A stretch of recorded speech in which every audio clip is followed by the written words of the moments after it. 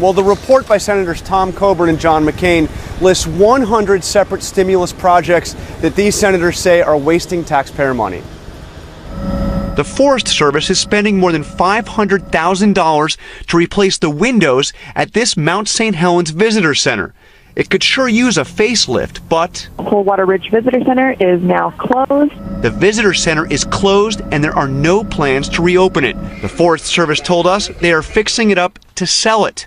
It's one of the projects highlighted in the McCain-Coburn report that they claim add up to $1.7 billion in stimulus waste. I think none of them really have any meaningful impact on creating jobs, and of course some are more egregious than others. Among the highlights, nearly $1 million for the California Academy of Sciences to study exotic ants. The Academy says the money created 4 research jobs. $71,000 for researchers at Wake Forest University to see how monkeys react under the influence of cocaine. Important research, the school says. And the biggest ticket item on the report goes to a joint venture of none other than BP. $308 million for a clean energy hydrogen power plant to be built in California. BP may not be popular, but the Energy Department says this is a cutting-edge project that will create more than 1,600 jobs. And the private sector is putting in 7 times as much money as the government.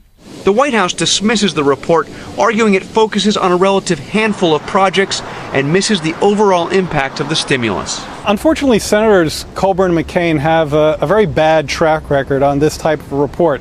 There are errors in the report. It cites nearly $300,000 to study the use of yoga to reduce hot flashes for women in menopause. In fact, the program studies symptom management for cancer survivors. The White House says that if you add up all 100 of these projects, the total funding represents less than 1/4% of the stimulus, just a tiny fraction, Robin, of the overall project. Yeah, but still raising a lot of eyebrows, as you know. Before you go, John, I want to ask and get your thoughts about another high-profile Democrat facing charges in the House. What's the latest with Maxine Waters? Well, the Ethics Committee has decided to go forward with conflict of interest charges against Maxine Waters. This relates to a meeting that she set up for a bank that her husband had a big investment in. And she is insisting, Robin, that she is absolutely innocent, that she did nothing wrong. And that means this is going towards a public trial, probably in September, right in the middle of the campaign. All right there, John. Thanks so much. Have a good day.